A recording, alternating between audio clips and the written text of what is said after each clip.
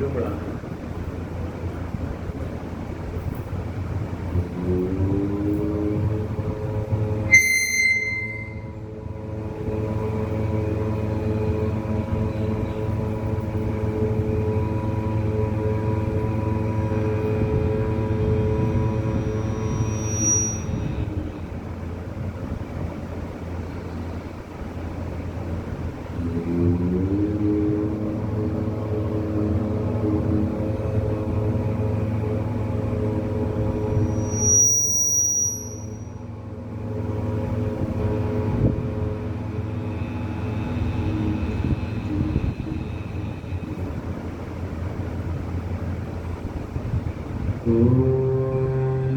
शन्नो मित्रः शं वरुणः शन्नो भवत्वर्यमा शन्न इन्द्रो बृहस्पतिः शन्नो विष्णुरुक्रमः नमो ब्रह्मणे नमस्ते वायो त्वमेव प्रत्यक्षं ब्रह्मासि त्वामेव प्रत्यक्षं ब्रह्म वदिष्यामि ऋतं वदिष्यामि सत्यं वदिष्यामि तन्मामवतु तद्वक्तारमवतु अवतु माम् अवतु वक्तारम् ॐ शान्तिः शान्तिः शान्तिः।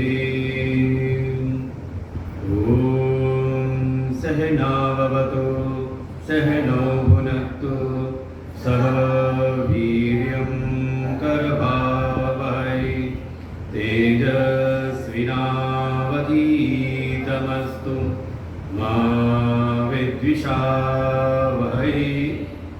ॐ शान्तिः शान्तिः शान्तिः। छन्दसामर्षभो विश्वरूपः छन्दोभ्योऽध्यमितात् सम्बभूव समेन्द्रो मेघया शृणोतु अमृतस्य देवधारणो भूयासं शरीरं मे विचर्षणं जिह्वा मे मधुमत्तमा कर्णाभ्यां भूरिविश्रुवम् ब्रह्मणः कोशोऽसि मेधया पीतः श्रुतं मे गोपाय। ॐ शान्तिः शान्तिः शान्तिः। ॐ अहं वृक्षस्वरेरिव कीर्तिः पृष्ठं गिरेरिव ऊर्ध्वः पवित्रो वाजिनीव स्वमितमस्मि द्रविणगं सवर्चसं सुमेधा अमृतोक्षितः इति शङ्कोर्वेदानुवचनम्। ॐ शान्तिः शान्तिः शान्तिः। ॐ पूर्णमदः पूर्णमिदं पूर्णात् पूर्णमुदच्यते पूर्णस्य पूर्णमादाय पूर्णमेवावशिष्यते। ॐ शान्तिः शान्तिः शान्तिः। ॐ आप्यायन्तु ममाङ्गानि वाक्प्राणचक्षुः श्रोत्रमथो बलमिन्द्रियाणि च सर्वाणि सर्वं ब्रह्मोपनिषदं माहं ब्रह्म निराकुर्याम् मा ब्रह्म निराकरोत् अनिराकरणमस्त्वनिराकरणं मे अस्तु तदात्मनि निरतेय उपनिषत्सु धर्माः ते मयि सन्तु ते मयि सन्तु। ॐ शान्तिः शान्तिः शान्तिः। ॐ वाङ् मे मनसि प्रतिष्ठिता मनो मे वाचि प्रतिष्ठितम् आविर्मयेधि वेदस्य मणिस्थ श्रुतं मे मा प्रहासीरनेनाधीतेनाहोरात्रान् सन्दधाम्यलितं वदिष्यामि सत्यं वदिष्यामि तन्मामवतु तद्वक्तारमवतु अवतु माम् अवतु वक्तारम् अवतु वक्तारम् ॐ शान्तिः शान्तिः शान्तिः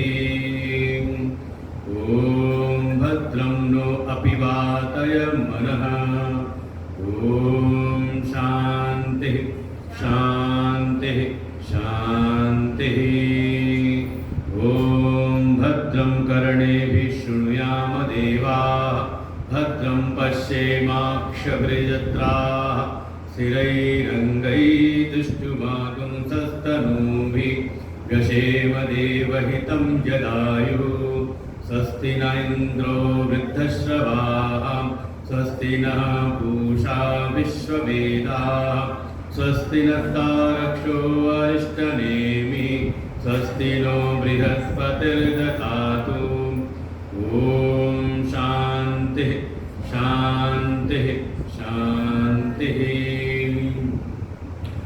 ॐ यो ब्रह्माणं विदधाति पूर्वं यो वै वेदांश्च प्रणोति तस्मै तं हदेवम् आत्मबुद्धिप्रकाशं मुमुक्षुर्वै शरणमहं प्रपद्ये ॐ शान्तिः शान्तिः शान्तिः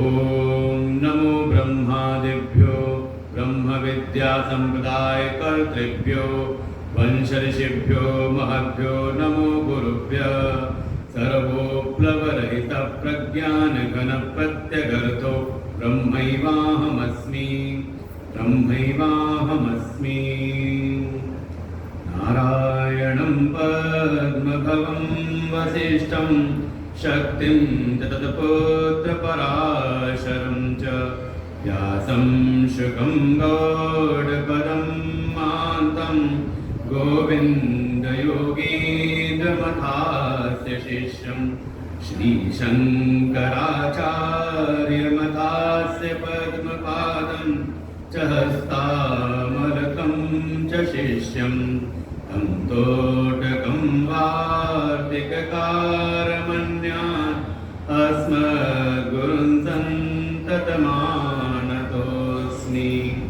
शङ्करं शङ्कराचार्यं केशवं बादरायणं सूत्रभाष्यकृतौ वन्दे भगवन्तौ पुनः पुनः ईश्वरो गुरुरात्मेति मूर्तिभेदविभागिने व्योमवद्व्याप्तदेहाय दक्षिणामूर्तये नमः सदाशिवसमारम्भां शङ्कराचार्यमध्यमाम् अस्मदाचार्यपर्यन्तां वन्दे गुरुपरम्परां श्रुतिस्मृतिपुराणानाम् आलयं करुणालयं नमामि भगवत्पादं शङ्करं लोकशङ्करम्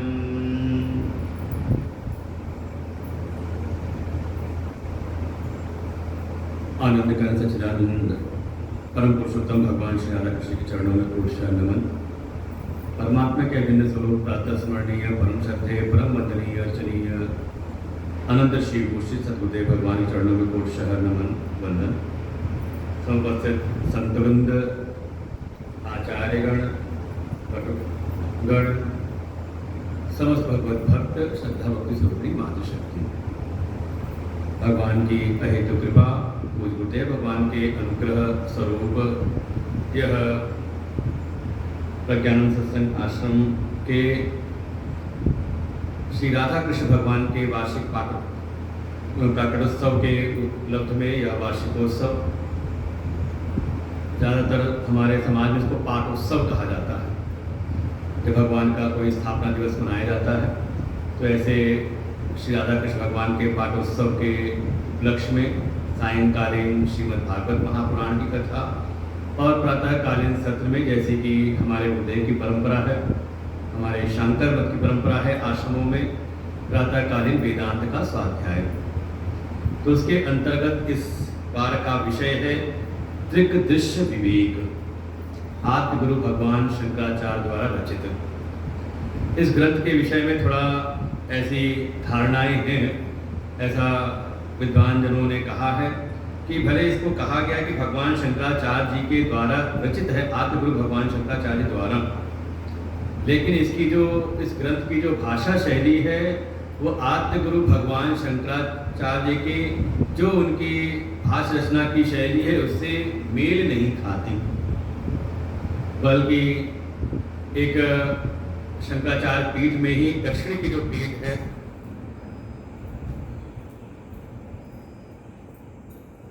जो दक्षिण की आवाज आ रही कि नहीं, जो आद्य गुरु भगवान शंकराचार्य जी के द्वारा स्थापित 4 पीठें हैं चारों दिशाओं में। उत्तर में ज्योतिष पीठ, पूर्व में गोवर्धन पीठ, पश्चिम में शारदा पीठ और दक्षिण में श्रृंगेरी पीठ।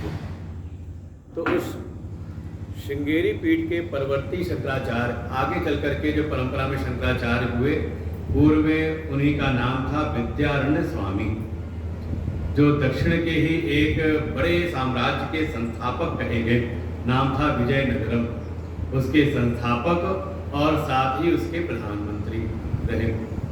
पूर्व अपने आश्रम में और परम विद्वान थे, अनेकों ग्रंथ उनके द्वारा रचित हैं, राजनीति के ऊपर, ज्योतिष शास्त्र के ऊपर, ऐसे अनेकों ग्रंथों में।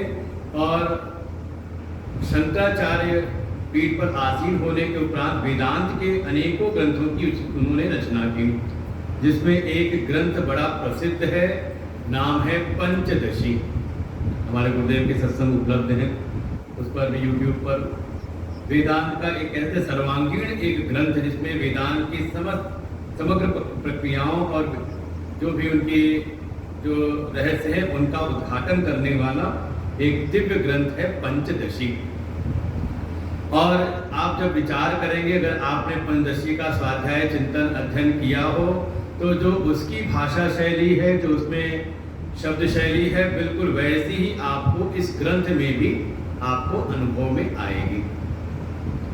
और जैसे पंचदशी थोड़ा क्लिष्ट है, कठिन है, वैसे ये भी जो ग्रंथ है थोड़ा बुद्धि पर जोर ज़्यादा लगाना पड़ेगा। और सबसे बड़ी बात तो यही है कि इस ग्रंथ में पहले श्लोक से यहाँ कोई मंगलाचरण नहीं, कोई स्तुति नहीं, सीधे पहले श्लोक से ही जो मूल विषय है उस पर प्रकाश डाला गया। ऐसा यह ग्रंथ है, नाम है दृक् दृश्य विवेक।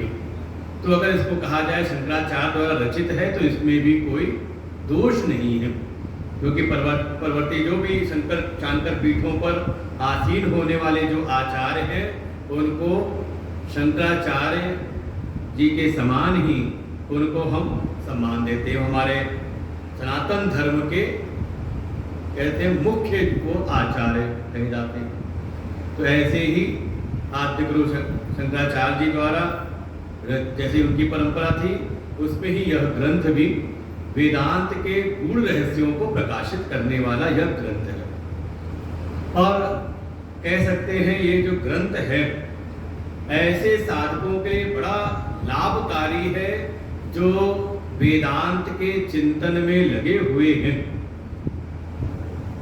और वेदांत तत्वों का चिंतन करते हुए, उन पर विचार करते हुए, थोड़ा अंतर्मुखी होकर के ध्यानस्थ अवस्था में उस परम तत्व को अनुभव करना चाहते हो, उनके लिए बड़ा लाभकारी है। जैसे कि एक सामान्य रूप से हम कोई भी जब धर्म का अनुष्ठान करते हैं तो उसमें एक प्रक्रिया एक प्रकार से ऐसी होती है कि आप भीतर से बाहर की ओर जाते हो।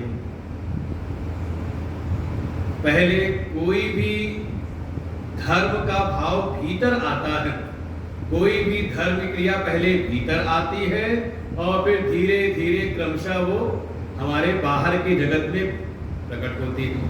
और दोनों ही बात है, धर्म ही नहीं अधर्म भी। पहले पाप वृत्ति भीतर आती है और उसके बाद क्रियाओं में बाहर व्यक्त होती है। तो एक महापुरुष तो ऐसा महापुरुषों ने कहा कि पाप एक बार नहीं होता बल्कि 2 बार होता है। पहले वो वृत्ति के रूप में भीतर आता है, अगर उस पर अगर अंकुश डाल दिया जाए तो भी आप समझ लो बच गए। और ये हमारे तो पुराणों में तो ऐसा कहा गया, हमारे शास्त्रों में ऐसा कि कलयुग की यही एक सबसे बड़ी महिमा है कि अगर सतयुग की बात नहीं, सतयुग त्रेता द्वापर में तो अगर मन से भी हो जाए तो भी दोष था, लेकिन कलयुग का सबसे बड़ा एक पुण्य प्रताप यही है, मानस पुण्य होई नहीं पापा। तो कहने का तात्पर्य यह है कि जैसे पाप की वृत्ति है, पुण्य की वृत्ति पहले भीतर होती है और क्रमशः फिर वो बाहर के व्यक्त जगत में प्रकट होती है। कोई धर्म का भाव भीतर आया और फिर हमारे जो भी करण हैं, इंद्रिय इत्यादि जो करण हैं, उनके द्वारा फिर बाहर होता है। जैसे भीतर है एक प्रेम का भाव और हृदय के भीतर का वो प्रेम का भाव, कोई जो बहन है उसका प्रेम का भाव है अपने भाई के प्रति। तो पहले हृदय का जो प्रेम का भाव था वो आया उसके हाथों में, हाथों से आया राखी में और भाई की कलाई पर उसने बांध दिया। तो क्या हुआ, भीतर से बाहर की ओर। ऐसे किसी भाई का प्रेम है तो उसका भी पहले हृदय का जो प्रेम है वो भीतर से बाहर उसकी कलाइयों में, और कोई उपहार की भेंट सामग्री उसने बहन को दे दी। तो ऐसे हम भीतर से बाहर की ओर ज्यादातर हम धर्म आदि क्रियाओं में होते हैं। लेकिन ये जो अध्यात्म की साधना है, वेदांत का मार्ग है, ये हमें बहिर्जगत से भीतर ले जाने का साधन है। और कई बार इसलिए कहा जाता है कि अगर साधना में आगे बढ़ना है तो आपको अंतर्मुखी होना पड़ेगा। और सहज स्वभाव कैसा है हमारा, परांचिखानी विदृत स्वयंभू तस्मात् परांग पश्यति नान्तरात्मन। हमारे उपनिषद में कह दिया, कठोपनिषद में कह दिया कि ये समझ लो जो स्वयंभू ब्रह्मा है ना, उन्होंने हमारी इंद्रियों को स्वभावतः ही बहिर्मुखी बना रखा है। ये जब खुलती है इंद्रिय द्वार झरोखाना, ये इंद्रियों के 2 ये झरोखे हैं, द्वार हैं, ये जब खुलते हैं तो हमारे भीतर वाले मन को बाहर ले जाते हैं और विषयों में ले जा करके उसका संग करा देते हैं।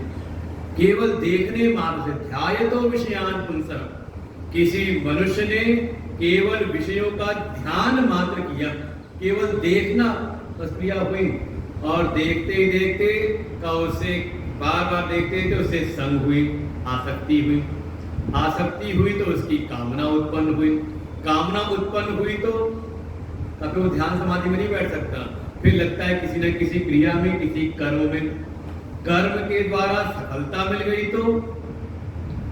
तो ऐसा नहीं कि शांत होकर बैठ गया, मिला तो मन में हुआ थोड़ा और मिल जाए तो लोभ की प्रवृत्ति बढ़ती चली गई, और वही लोभ तृष्णा का रूप लेकर के आगे क्रमशः बढ़ती चली गई।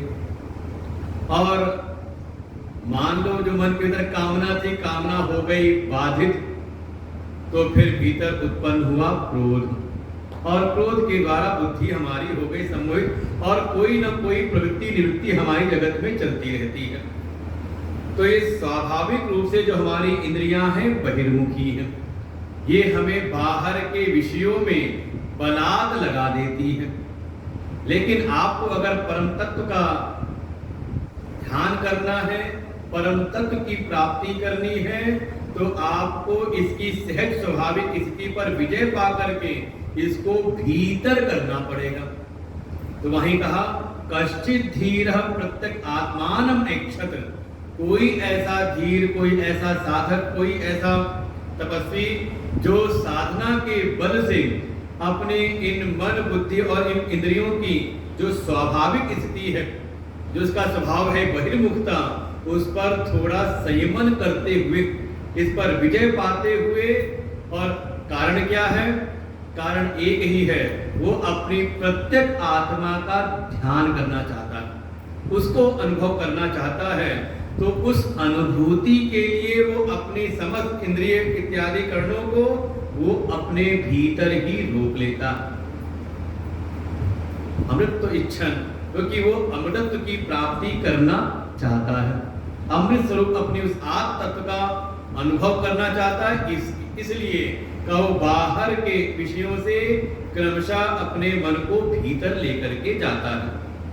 और उस साधन में सबसे पहले ही जो मुख्य साधन है वो है विवेक। अब तत्व का ज्ञान प्राप्त करना हो, तो वेदांत में आगे बढ़ना हो, तो वहां सबसे पहली बात आ जाएगी अधिकारी निरूपण। सभी शास्त्रों में जो भी आप कोई भी ग्रंथ उठाओ, तो वहां पर सबसे पहली चीज आ जाती है अनुबंध चतुष्टय, कि ये जो ग्रंथ है किन नियमों से ये अनुबंधित है।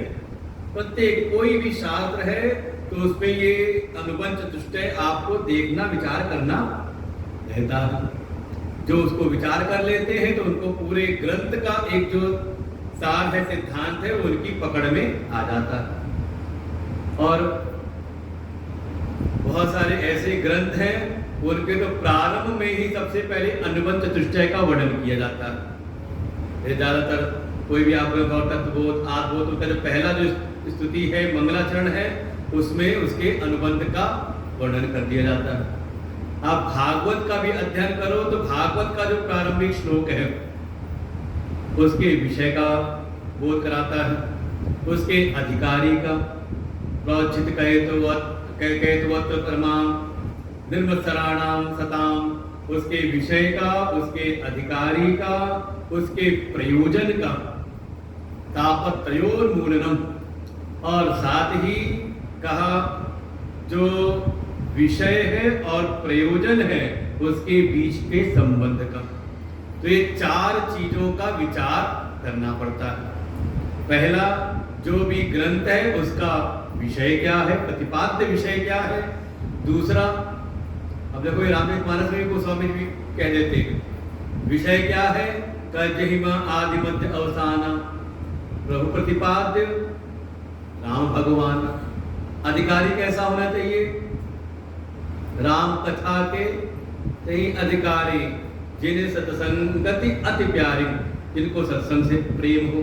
तो देखो आप सभी ग्रंथों में आपको चीज मिलेगी।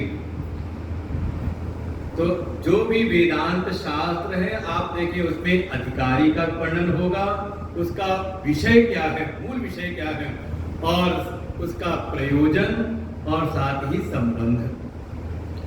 और जब बात आती है विषय की, तो सबका जो मूल विषय है हमारे वेदांत शास्त्रों का वो है ब्रह्म और आत्मा के एकत्व का बोध, ब्रह्मात्मैकत्व बोध, कि जो सारे जगत के जो अधिष्ठान है जिसको हमने कहा ब्रह्म, और व्यष्टि में जो मेरा जो अधिष्ठान चेतन है आत्मा, ये दो नहीं बल्कि दोनों एक है।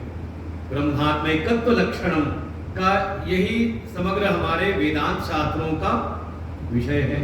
और जब बात आती है कि अधिकारी कैसा हो, तो अधिकारी में कहा गया साधन चतुष्टय संपन्न हो। ये तो बहुत सारे सभी ग्रंथों में लगभग कई बात सुनते हैं। साधन चतुष्टय कहा चार साधन उसमें होने चाहिए। पहला है, पहली सीढ़ी है विवेक। और कहा कैसे मिलेगा विवेक? तो गोस्वामी जी देखो प्रारंभ इसलिए कहा बिनु सत्संग विवेक न होई। विवेक की सामर्थ्य होनी चाहिए भीतर। विवेक माने कहा विचिर पृथक भावे, धातु है विचिर, अर्थात जिसका भाव है अलग अलग करना। विवेचना विवेक, थोड़ा विचार करते हुए अगर दो चीजें आपस में मिली हुई हैं तो उनको अलग अलग करके जान लेना। और देखो पूरा प्रातः काल से उठ करके सायंकाल तक इसकी आवश्यकता पड़ती है कदम कदम पर। माताएं बैठ जाए रसोई में तो लेकर के जो भी बनाना है तो पहले कहते उसको विचारना है। साग है तो विचार लो, कोई उसमें घास पत्ती इत्यादि ना आ गई हो, चावल इत्यादि है तो उसमें कोई कंकड़ धान ना आ गया हो, तो क्या करें अलग अलग करना उसको। हम सड़क पर निकले तो वहां भी विचार करना पड़ता है, दो रास्ते आ गए तो किस रास्ते पर का चयन करना है, क्या सही है क्या गलत है, क्या धर्म है क्या अधर्म है, क्या करणीय है क्या कर्तव्य है और क्या अकरणीय है अकर्तव्य है। ऐसे जगह जगह पर हमें विचार करना पड़ता है। दो चीजें आपस में मिली हैं उनको अलग अलग करके हम जान लें। ऐसे ही विचार करते करते भीतर वो सामर्थ्य उत्पन्न हो कि हम विचार करें कि क्या नित्य है क्या अनित्य है, क्या सत है क्या असत है, क्या चेतन है और क्या जड़ है। जड़ चेतन गुण दोष में देखो ये कहीं भी आप साथ में खोजेंगे तो आपको ये विषय आपको उन कथानकों के बीच में मिल जाएंगे। जड़ चेतन गुण दोष में विश्व कीन करतार, संत हंस गुण गही पे परिहरिवार विकार। जैसे हंस क्षीर का विवेक कर लेता है, ऐसे ही जो संत हैं जो साधक हैं वो विचार करता है जड़ और चेतन का। ये जड़ और चेतन से मिल करके सारा जगत का निर्माण हुआ है, सृष्टि की संरचना हुई है। तो इसमें हर एक जगह चेतन है तो जड़ भी है, लेकिन ऐसी दृष्टि हमें सत्संग से प्राप्त हो जाए कि हम जड़ को अलग जान ले चेतन को अलग जान ले। ऐसे ही विवेक का जो यहाँ पर आधार दिया, यहाँ पर आधार है दृष्टा और दृश्य का विवेक। इनका हमें विचार करना है यहाँ पर भीतर जाने के लिए। और हमारे उपनिषदों में हर जगह पर ये विवेक आपको मिलेगा अलग अलग प्रक्रियाओं के रूप में। कहीं पर विचार कराएंगे अवस्था त्रय का विचार करते हुए, कहीं पर शरीर त्रय का 3 प्रकार के शरीर हैं, आत्मा उससे अलग है। कहीं पर पंचकोश का विवेक कराया जाएगा, विचार करते उससे आत्मा को अलग जान लें। जानना है अपनी आत्मा को, प्रत्यक आत्मानम ऐक्षत, जो अपनी प्रत्यक्ष चैतन्य आत्मा जो भीतर जो अपना चैतन्य आत्मा है वहां तक हमें यात्रा करनी, वहां पर हमें पहुंचना है। आधार बनता है कोई ना कोई विचार की प्रक्रिया। तो यहां भी जो विचार की प्रक्रिया है वो है दृक् दृश्य विवेक। दृक् अर्थात दृष्टा का विचार और दृश्य अर्थात जो आप देखते हैं। इन चीजों का आपको विचार करते हुए आपको अपनी उस आत्म तत्व में अवस्थान प्राप्त करना, उसको आपको अनुभव करना है। तो दृक् माने तो कहा पश्यति इति दृक्, जो आप जो देखने वाला है उसको कहा दृक् दृष्टा, और दृश्यते इति दृश्यम, जो चीज देखी जाती है। और यहाँ तो ऐसा महापुरुषों ने वर्णन कर दिया, ऐसा व्याख्यान किया कि देखो ये व्याकरण की सामर्थ्य है कि धातु तो है पश, लेकिन जब कर्ता के अर्थ में उसमें प्रत्यय हुआ तब वो हो गया दृक्।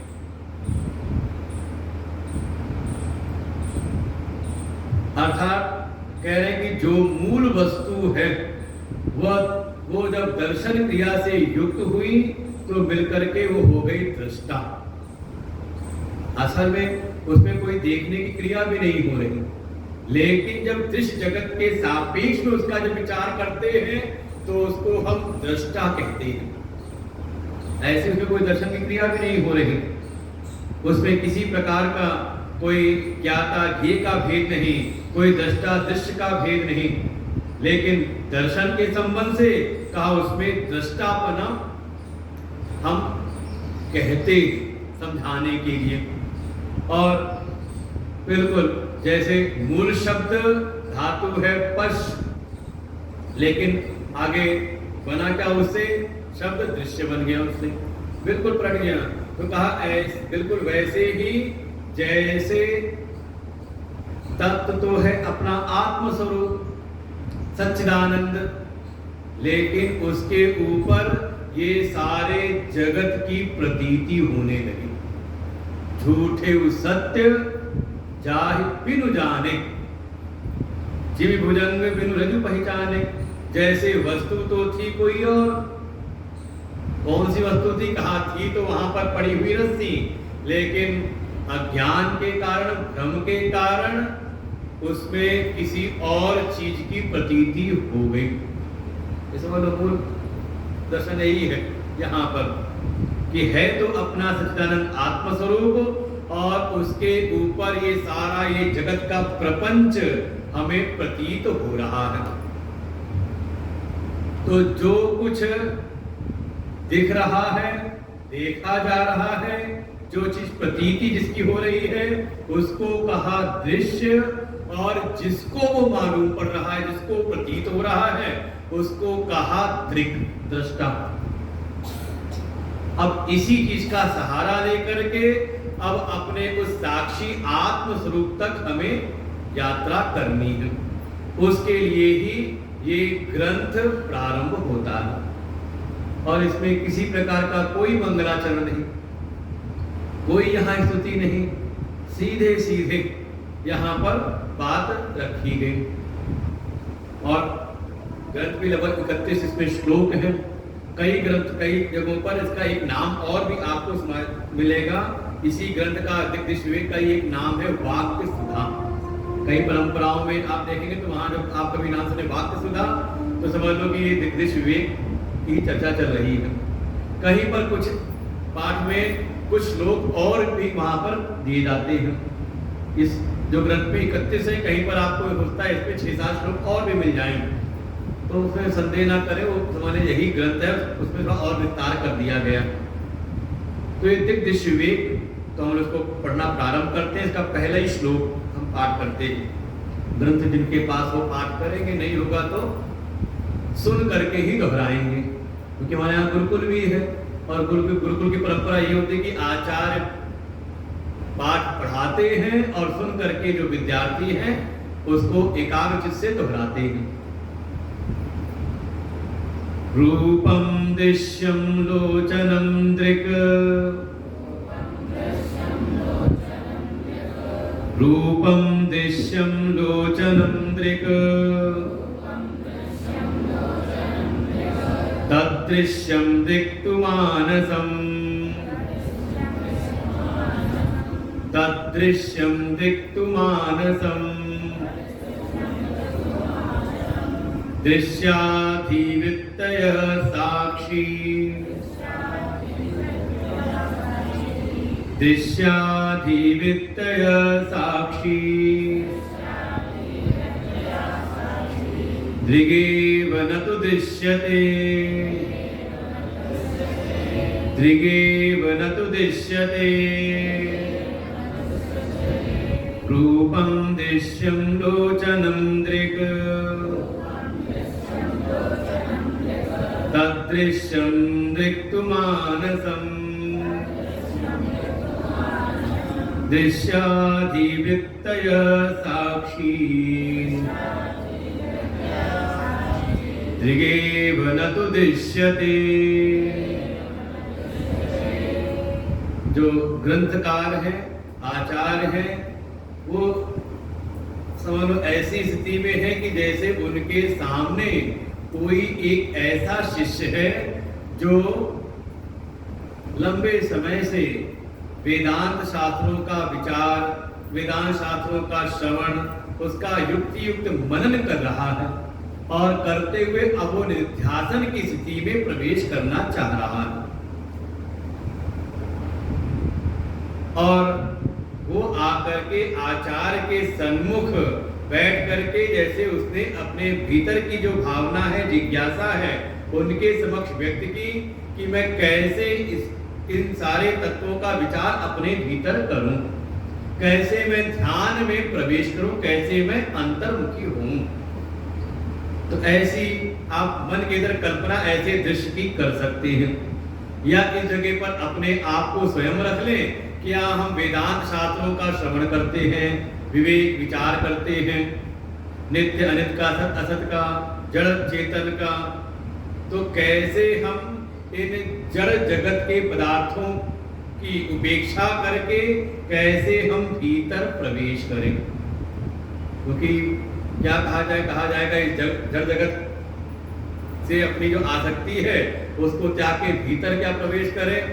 कई बार तो इतना हो जाता है, इतनी उसमें कहते हैं आसक्ति होती है कि हम स्वप्न के प्रपंच में आसक्त हो जाते हैं। सपना देख ले तो सपने को भी सत्य मान करके बाहर विचार कर रहे होते हैं। इतनी हमारी कहीं ना कहीं जो पूर्व के जो हमारे संस्कार हैं, वासनाएं, उसका ऐसा दृढ़ प्रभाव कि हम सपने के भी पदार्थों को छोड़ नहीं पाते। फिर इस जागृत जगत के पदार्थों को छोड़ पाना, इससे वैराग्य कर पाना, इसके प्रति जो हमारे भीतर राग और द्वेष जो उत्पन्न हो रहे हैं उनको छोड़ पाना थोड़ा कठिन प्रतीत होता है। तो उसी भाव को ध्यान में रखते हुए कि कैसे हम किस प्रकार से हम विचार करें कि इस दृश्य जगत से, जो जड़ पदार्थ से संपन्न ये जो दृश्य जगत है, इसकी हम उपेक्षा करके इसके प्रति जो राग द्वेष है इसको छोड़ करके हम भीतर प्रवेश करें। वैसे ये प्रक्रिया हमारे उपनिषदों में भी है और गीता जी में भी है विचार की। अगर स्मरण करें तो अर्थेभ्यश्च परम कि बाहर के विषयों से इंद्रियेभ्य पराह्यर्था, हमारे बाहर के विषयों से सूक्ष्म है अपनी इंद्रियां। इंद्रियेभ्य पराह्यर्था अर्थेभ्यश्च परम मनः मनसस्तु परा बुद्धि। और यही आपको श्रीमद् भगवद गीता के 3 अध्याय के जो अंतिम 2 श्लोक हैं वहां पर भी आपको बिल्कुल ऐसे ही प्रसंग मिलेगा और उसी चीज को यहाँ पर कह रहे हैं। तो यहाँ पर 2 प्रकार से पहले विचार 2 चीज का भेद किया कि एक तो है इदम रूप से दिखने वाला सारा जगत। इदम जिसको हम कहते हैं यह कहते जिसको हम संबोधित करते हैं, जो बाहर का बाह्य जगत में जो भी दृश्य जगत है, यहाँ तक कि आप समझ लो इस शरीर को भी आप इदम कोटि में आप रखते हैं। अर्थात जो चीज देखी जा सकती है और दूसरी है का अहम रूप से जो वृत्ति है जिसको दिखाई देती है। जो चीज प्रतीत हो रही है और दूसरा है जिसको प्रतीत हो रही है। तो जो चीज देखी जा रही है उसको यहाँ कह रहे हैं दृश्य, और जिसको दिखाई दे रही है, जिसको प्रतीत हो रही है, उसको कहा दृक्, दृष्टा। तो सबसे पहले यहीं पर इसी को आधार बना के विचार किया कि ये जितने भी रूप दिखाई दे रहे हैं, तो रूप है जो दिखाई दे रहा है, तो उसको कहा रूपम दृश्यम। ये इदम रूप से जो भी जगत के पदार्थ हैं, जो जगत के विषय हैं, ये सब के सब दृश्य हैं और किसके द्वारा देखे जा रहे हैं।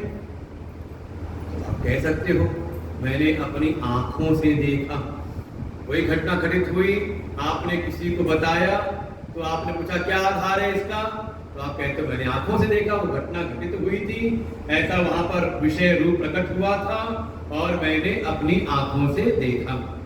तो बाहर जगत का जो भी रूप है वो बना दृश्य, जो भी जगत के विषय है वो बने दृश्य, और देखने वाला दृष्टा आपने कहा नेत्र, तो कहा लोचनम दृक्। ये जो लोचन है, आंख है, नेत्र है, ये है उसका दृष्टा। और आगे इसी बात को कह देंगे कि जैसे आप नेत्र के विषय को आपने रूप लिया कि रूप दृश्य है और देखने वाला नेत्र उसका दृष्टा है, ऐसे ही कान के लिए रूप बना शब्द और सुनने वाला श्रोत्र इंद्रिय, ऐसे ही रस बना रूप और रस को अनुभव करने वाली इंद्रिय बन गई दृष्टा। ऐसे ही सर्दी गर्मी बन गया दृश्य और उसको अनुभव करने वाला दृष्टा बन गई त्वचा।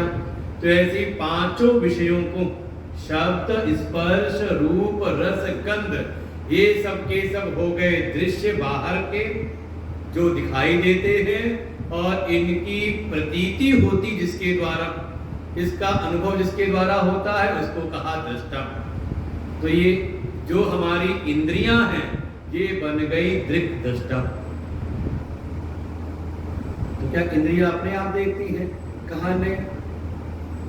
कहा ये जो हमारी इंद्रियां हैं, जो हमारे नेत्र हैं, कहा ये भी बनते हैं दृश्य, ये भी जानी जाती, ये भी देखी जाती है। अरे कुछ नहीं तो हम आपकी आंखों को देख रहे हैं, आप हमारी आंखों को देख रहे हो, और नहीं तो दर्पण में देखा अपनी आंखों को, तो आंख भी तो जानी जा रही है ना।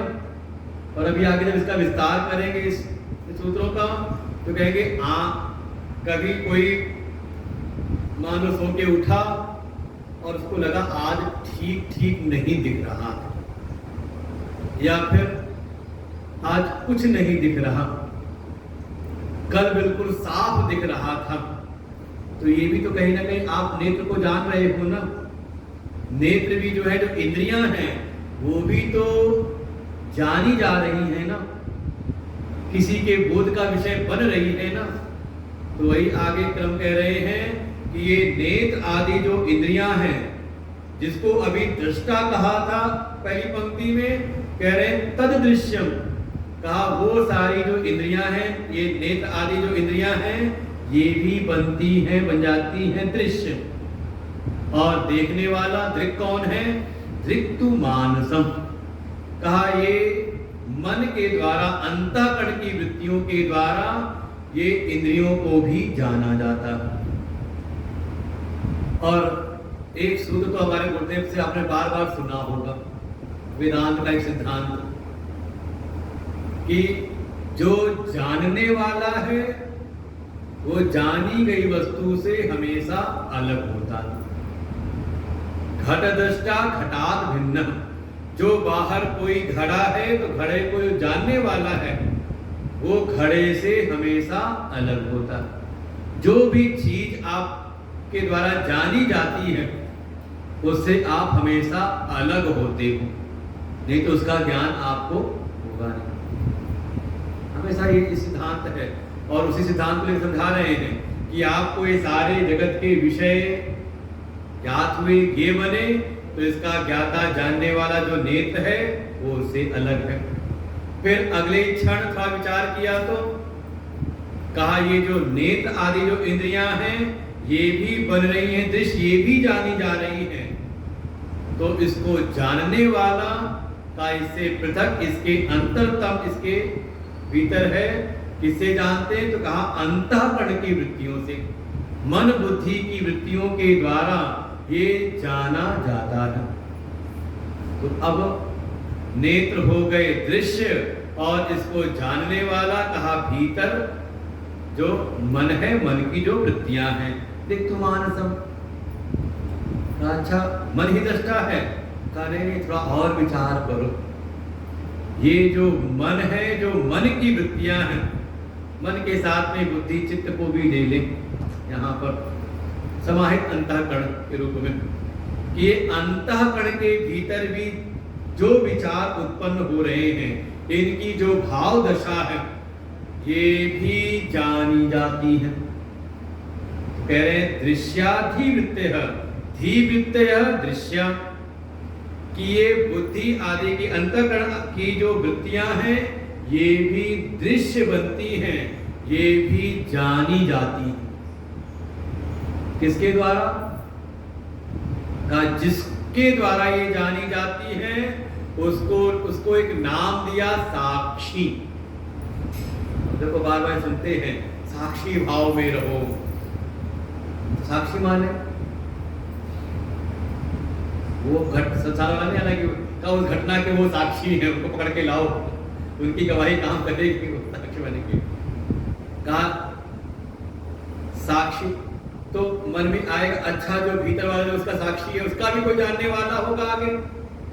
जैसे आपने क्रम बताया कि ये सारे जगत के जो विषय हैं ये दृश्य हैं, इनको जानने वाला किससे जानते हैं? कहा इंद्रियों से जानते हैं, नेत्र आदि के द्वारा जानते हैं। फिर नेत्र आदि भी दृश्य बन जाते हैं, और जिसके द्वारा जाने जाते हैं वो किसके द्वारा? कहा मन के द्वारा। फिर आप आए कि हाँ मन की वृत्तियां भी, मन के भाव भी जाने जाते हैं, और जिसके द्वारा जाने जाते हैं उसको आपने कहा साक्षी। तो ये साक्षी को भी कोई जानता होगा, किसके द्वारा? कहा बस यहीं पर रुक जाओ। कहा जैसे कहा वो जो बुद्धि की वृत्तियां हैं, अंतःकरण की जो वृत्तियां हैं, वो भी दृश्य बनती हैं, और जिसका वो दृश्य बनती, जिसके द्वारा जाने जाते उसको कहा साक्षी। वो साक्षी ही दृक् है, परम दृष्टा है, दृक् एव, दृक् मात्र है, ना तो दृश्यते, वो कभी किसी का दृश्य नहीं बनता, वो केवल दृग्मात्र है। उसको एक नाम दिया साक्षी, अर्थात साक्षात इक्षते, जो बिल्कुल साक्षात सबका दर्शन करता है। बाकी जो हैं, जो आपके इंद्रिय मन आदि हैं, वो जब भी किसी चीज को जानते हैं तो उसके लिए कोई न कोई साधन या माध्यम की उसको अपेक्षा रहती है। जैसे नेत्र भी अगर देखेंगे तो हमें आप सब दिखाई दे रहे हो, आपको मैं दिखाई दे रहा हूं, कोई माध्यम है ना? क्या माध्यम है? कि दिन का उजाला है, रात्रि में कहीं ना कहीं लाइट जल रही है कि नहीं? और उजाला ना हो तो, अमावस्या की घनी रात्रि हो तो कहा पर देख नहीं दिखाई दे, देख से कुछ दिखाई नहीं देता। फिर देखने के लिए कहीं ना कहीं मन की भी सहायता चाहिए होती है। तो बाकी जो कुछ भी संसार में किसी कारणों के बाद देखा जा रहा है, तो वहां कहीं ना कहीं कोई ना कोई माध्यम बनता है। लेकिन वो जो अपना जो साक्षी है, दृष्टा है, दृङ् मात्र है, वो बिना किसी साधन की अपेक्षा के भी का वो सबको जानता है। जैसे मान लो किसी ने कहा नेत्र देखते हैं, तो आप कह दो जो मुर्दा लेटा हुआ उसके नेत्र तो उसके भी है, वो क्यों नहीं देखता? अगर आप कहो नेत्र क्यों देखे जा रहे हैं, क्यों? क्योंकि इसके साथ मन नहीं है। अच्छा, मन के साथ अगर चेतन ना हो तो वो भी देखें, तो आप जब गहन सुषुप्ति में चले जाते हैं तो मन भी विलीन हो जाता है, किसी भी चीज का आपको ज्ञान नहीं होता। लेकिन जो अपना चेतन स्वरूप आत्मा है, जो दृङ् मात्र है, उसमें कोई दर्शन क्रिया भी नहीं हो रही, केवल वो दृश्य के सापेक्ष उसको हमने नाम दे दिया दृक् दृष्टा। वो तो केवल प्रकाश स्वरूप है। वो जो चेतन है वो स्वयं को प्रकाशित करते हुए, स्वयं को भी जानते हुए, वो अन्य जगत के सारे पदार्थों को वो प्रकाशित करता है, इसीलिए उसको कहते हैं चेतन। बाकी जो जगत के पदार्थ हैं वो है जड़, जो ना तो स्वयं को जानते हैं और ना ही किसी अन्य को वो प्रकाशित करते हैं, तो उसको कहा जड़। और जो स्वयं को जानते हुए अन्य को भी प्रकाशित करते, उसको कहा चेतन। वही है वो अपना दृष्टा साक्षी आत्मस्वरूप। तो इस आधार से आपको धीरे से का बाहर के जड़ पदार्थों से, बाहर के दृश्य पदार्थों का सहारा लेकर के आपको क्रमशः कहा भीतर लेकर के आया गया। और देखो ये इसी बात को गोस्वामी ने अनुवाद कर दिया, विषय करण सुर जीव समेत, कि विषय प्रकाशित होते हैं, कहा करण इंद्रिय आदि के द्वारा, इंद्रिय आदि को सामर्थ मिलती है, कहा उसके जो देवता है, और उसको भी सामर्थ मिलती है, कहा जो भीतर जीव है। तो एक से एक सचेता का, एक के क्रम से कहा दूसरा वो जाना जाता है। लेकिन जो परमात्मा है, कहा वो परम प्रकाशक है, उनके द्वारा ही सारा जगत प्रकाशित होता है। जैसे एक दिया जलाया और उसको एक घट के अंदर रख दिया, और घट के अनेकों उसमें छेद बना दिए, तो देखने वाले क्या रहेगा, देखो घड़े का जो घड़ा जो है बाहर के चीजों को प्रकाशित कर रहा है, लेकिन जो समझदार है उसको ये ध्यान रहता है कि घड़े का प्रकाश नहीं है, बल्कि घड़े के भीतर रखा जो दीपक है उसका प्रकाश उन छिद्रों से, उन गोलकों से निकल करके बाहर के पदार्थों को प्रकाशित कर रहा। राम झरोके बैठकर सबका मुजरा दे। बिल्कुल ऐसे ही जो अपना दृष्टा साक्षी, जो चेतन स्वरूप आत्मा है, उसकी सत्ता से ही कहा ये जगत के, ये समझ वही प्रकाश हमारे इन इंद्रिय आदि गोलकों से निकल करके इनको भी प्रकाशित करता है, इंद्रिय आदि गोलकों को भी, और इनके छिद्रों से निकल करके बाहर के दृश्य पदार्थ को भी कहा वो प्रकाशित करता। तो जैसे भीतर का प्रकाश से बाहर के जगत प्रकाशित हो रहे हैं, तो अब इसी को आधार बना करके विचार करें कि ये सारा जो जगत के जो दृश्य दिखाई दे रहे हैं, तो देखने वाला अपना नेत्र है। फिर नेत्र को भी हम जानते हैं किसके द्वारा, तो कहा उसके भीतर जो अंतःकरण की वृत्तियां हैं उसके द्वारा, और ये हमारे अंतःकरण की भी जो वृत्तियां हैं ये भी जानी जाती हैं, ये भी प्रकाशित होती हैं। तो जिसके द्वारा प्रकाशित होती हैं, जिसके द्वारा जानी जाती हैं, जिसके द्वारा इन सारे विषयों की प्रतीति होती है, का वही साक्षी है, जो कभी किसी का दृश्य नहीं बनता। दृग एव का वो दृंग मात्र है, ऐसा वो दृष्टा साक्षी अपना आत्म स्वरूप है। अब यही प्रक्रिया है ध्यान में जाने की। जब ध्यान में बैठे तो क्या करें, बस इसी विचार को लेकर के आए, क्योंकि जैसे ही आप आंख बंद करके ध्यान करना चाहते हो अपनी आत्मा का, और मन भागता है बाहर की जगत में, है कि नहीं? और समस्या क्या, बाहर के विषयों में। तो जैसे ही मन बाहर के विषयों में जाए, तो आप इसी विचार को लेकर के आओ, ये जो भी जगत दिखाई दे रहा, अनंत कोटि ब्रह्मांड,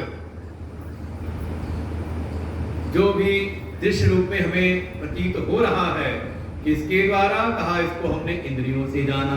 तो आप बाहर के विषयों से आ गए अपने इंद्रिय गोलकों पर। फिर इंद्रियों को की वृत्तियों से ही ये इंद्रियां भी जानी जाती हैं। जानने वाला कौन है, का हमारे भीतर के अंतःकरण की, इसलिए नाम दिया अंतःकरण। जो बाहर है उनको कहा बहिकरण। करण माने औजार, बहुत सारे औजार होते हैं, खुरपी इत्यादि ऐसे हैं। ऐसे ही जो बाहर के हैं इंद्रियादि, उनको कहा बहिकरण, और इसमें जो सहायक बनते हैं भीतर के अंतःकरण, उनके द्वारा। और ऐसे ही क्रमशः विचार करते हुए कि ये जो मन की जो तरंगे हैं, मन की जितनी वृत्तियां विचार हैं, ये भी तो प्रकाशित हो रही हैं ना। अच्छा, मान लो आज सुना और समझ में कुछ नहीं आया, समझ में आ गया, हमने सुना कानों से, भाई कानों का कान हो गए दृष्टा और शब्द हो गए दृश्य। तो शब्द रूपी दृश्य को कानों ने सुना, हृदय के भीतर गए, कुछ अर्थ का विचार भी हुआ भीतर, क्या ये शब्द बोला है तो इसका ये अर्थ है, भीतर चल रहा है ना सबका सब एक साथ ही। लेकिन अंतिम निष्पत्ति आई, कुछ समझ नहीं आया। समझ में आ गया सब, कुछ समझ में आया, कुछ समझ में नहीं आया। तो ये जो बुद्धि की समझ है कि समझ में आ गया, और बुद्धि में की ना समझी कि आज समझ में नहीं आया, ये भी प्रकाशित को किस जाना जा रहा है कि नहीं जाना जा रहा। बुद्धि की समझ और ना समझ, इसको भी आप जान रहे हो कि नहीं जान रहे। जान के बोल रहे कि बिना जाने कह दिया, बस सुना उना नहीं ऐसे बोल दिया। कहा नहीं, इसको भी तो कोई जान रहा है ना, तो वही जानने वाला। आज कुछ भी समझ में नहीं आया तो क्या हुआ, बुद्धि की वृत्तियों को आपने कहा समझ में नहीं आया, लेकिन ये भी हम जान रहे, ये भी प्रकाशित हो रहा है। तो जिसके द्वारा प्रकाशित हो रहा है उसी को कहा साक्षी। कहा वो है तो उसके होते ही सारा जगत प्रकाशित होता है। जगत प्रकाश्य प्रकाशक राम। राम कौन है, कहा सच्चिदानंद आत्मा रूप है। ऐसे उस आत्म तत्व के, उस चेतन आत्म तत्व को ही यहाँ पे कहा साक्षी, दृष्टा। जब ध्यान करें तो इन विचारों का सहारा लेकर के भीतर प्रवेश करें। तो ऐसे ही हम लोग आगे भी विचार करेंगे। आज यहीं पर विश्राम लेते हैं। समय 9:30 तक का रखा है ना, तो बैठ के ध्यान करें आधा घंटा 20 मिनट, सीधे बैठ जाए। 1 घंटा ऐसे ही सीधे चलेगा, यहाँ कोई लाग लपेट नहीं, सीधी बात। ये